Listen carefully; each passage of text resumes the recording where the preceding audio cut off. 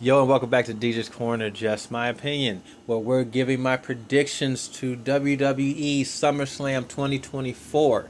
This is an interesting pay-per-view.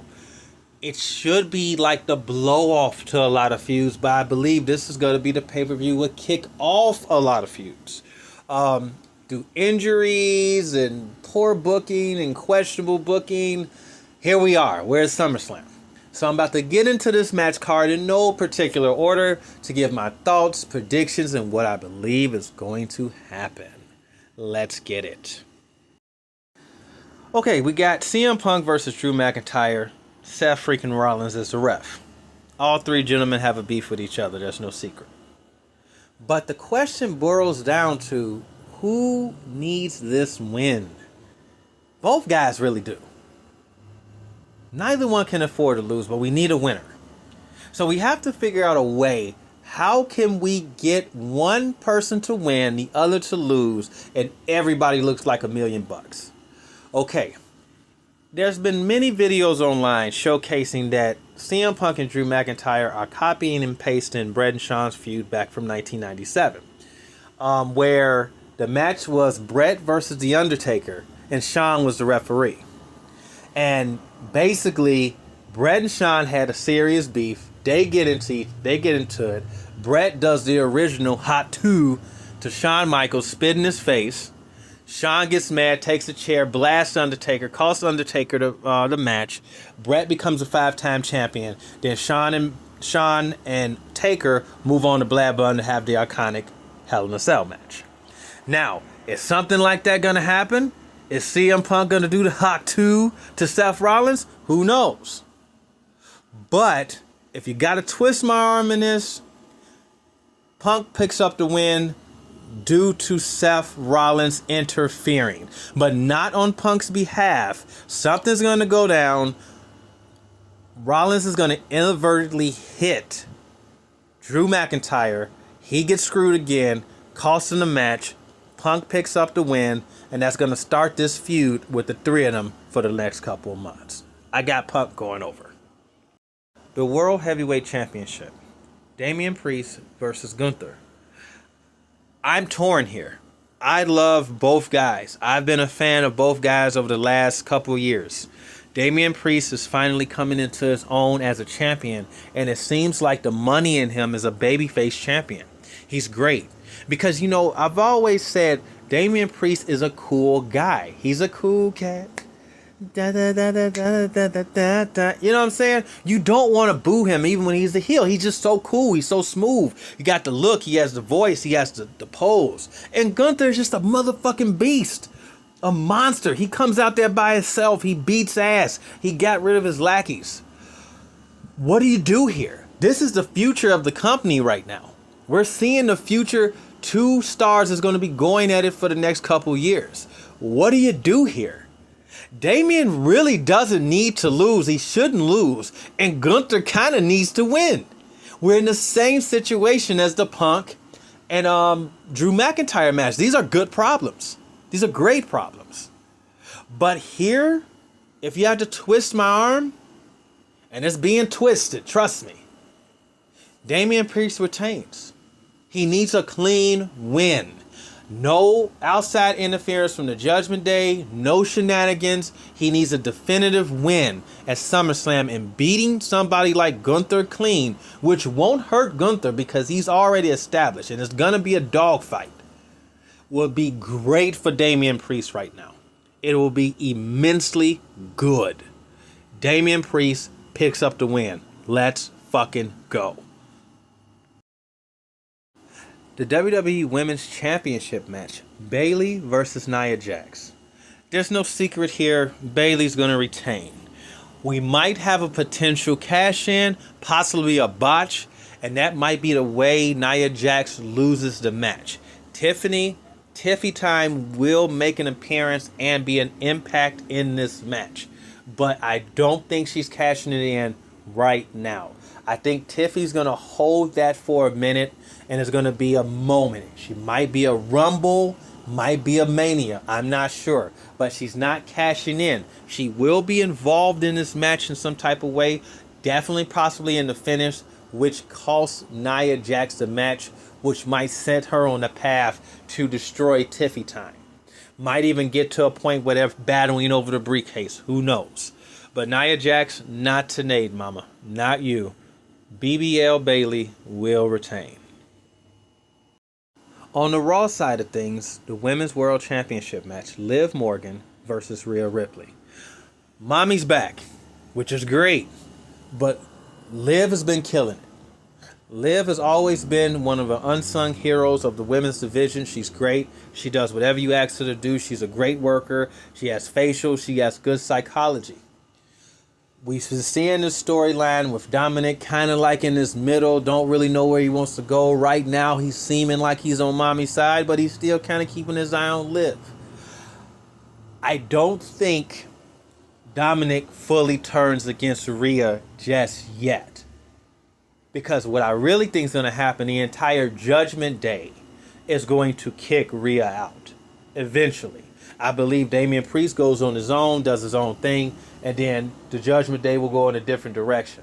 And I think that's how it's going to happen. And maybe Dominic will become the de facto leader once Damian Priest leaves. Who knows? That's just future booking. But in this match, I have Liv Morgan retaining due to, once again, even though it might be lazy booking, inadvertent shenanigans by Dominic Mysterio, of course. And it's going to look like he's trying to help Mommy, but he's going to inadvertently cost Mommy, which will build up more tension to the eventual payoff where he turns on her and him and Liv go on to the sunset. That's what I'm thinking. It's too soon to take the belt off Liv because she has been doing a good job. And Mommy's just getting back, Rhea. So you want to kind of milk this program for at least a couple more months. You can probably get maybe 2 more good pay-per-views of storytelling if done right. So I got Liv retaining here. So far you're following the pattern. A lot of the champions are retaining. Next up, you have the United States Championship match. Logan Paul versus LA Knight. Now, here's the thing. I'm an LA Knight fan. I really am. But I don't see him winning. And he deserves to win. But I feel like, Logan, yes, part-time. I don't really care too much for him as a person. But as an athlete, as a champion, he's great. But I don't think LA Knight is in that position to where he needs a United States Championship. I think he's one of those unique talents that he can go to the main title when ready. I understand you have to keep him relevant and keep him in high-profile storylines and things going on. And yeah, a United States title around his waist would be great. He's the megastar. It makes sense. I get it. But I don't think that's what he needs. Remember, he was in the ring with Roman Reigns and held his own. You know what I'm saying? For the biggest title on there. So it's like, okay, we know he's at that level. If you're in the ring with Roman Reigns, regardless if you are a champion before or not, that means you're at that level, in my opinion. So yeah, him getting the United States title would be great. But to me, it would kind of almost feel like a consolation prize. Just my opinion. So here, I think Logan retains this because this story is going to continue for a bit. And I do think in game, even though I'm not necessarily sold on it, LA Knight is going to get the United States Championship. He's going to happen. But I just don't think it's going to happen this Saturday. My prediction is Santos Escobar is going to come in, cost him the match. There's going to be some type of shenanigans that make it crazy. And then Logan Paul squeaks out another victory. That's my prediction. Next up, a match I'm extremely excited for. Sami Zayn, IC Champ versus Bron Breakker. This story has been going on for months. There's no secret. Initially, I was not down with Sami winning the belt. I felt it could have went to a Bron Breakker. I felt it could have went to a Chad Gable. I even felt it could have went to a Jey Uso. But if this was the overall story arcing path, kudos, Mr. Paul Levesque. Tonight, because I'm recording this particular version tonight, because I botched and put the wrong. I added Elio Dragunov in this for some fucking reason. So this is a re-edit live. Breakker has to win. He cannot take another loss. We know he's dominant. He's a bad motherfucker. I think tonight's the night. He's going to fucking win. I'm not going to say it's going to be a squash. I think it's going to be a really good match. I think it's going to be that Sami never give up type of attitude. But Bron Breakker's going to put him out of his misery. And I think he's going to go on a hell of a run with the IC Championship. And the matches he can have with people are going to be amazing. I got Bron Breakker tonight. It's time. And probably guaranteed, most likely, the main event of this evening will be Cody Rhodes versus Solo Sikoa for the Universal WWE Championship match. No fucking doubt in the world, Cody walks out. Solo is not winning. In no universe, multiverse dimension, not gonna happen. Is it gonna be shenanigans? Is it gonna be stick? Is it gonna be run-ins? It's gonna be all types of shit. I feel like this is gonna be a clusterfuck. There's rumors that Roman's coming back Friday, or The Rock is coming Saturday because he just wrapped up filming his movie. Who the fuck knows? Something has to really give with this storyline. No disrespect to the Bloodline 2.0. Jacob Fatu coming in has helped it. But I feel like the crowd don't really know enough about Jacob Fatu to really be invested. Like, he's athletic as hell. He's amazing. If you watch him in MLW, he's incredible. But I feel like the WWE audience is just kind of like, we don't know. Not like a we don't care. It's like, man, we just wish we knew more about him. And Solo, this calm suit wearing, I feel like he's trying to copy Roman Reigns too much. And I don't think that was the way to go. I feel like if he was still kind of wild and out of control, kind of how Jacob Fatu, they may have changed it because of Jacob Fatu, because they're so much similar. That could be a possible scenario. But I just feel like it's not working. It's not. And something has to happen. Jimmy has to come back. Roman has to come back.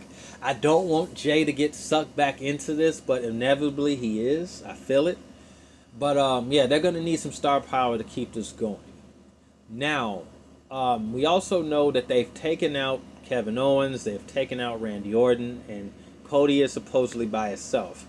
Obviously, one of the two, possibly both, will make their returns at SummerSlam, and my prediction is they're going to help him retain, but one of them is going to turn on Cody Rhodes. I'm praying to God it's Randy, because there's been subtle hints of Randy kind of, hey, I got your back. Hey, I'm looking out for you. I'll make sure you're okay. And I can see Randy helping him, then turning Cody around and hitting him with an RKO, which I would love. The crowd would love it. And we can bring back some beautiful storylines and animosity towards their legacy days. That's what I'm hoping.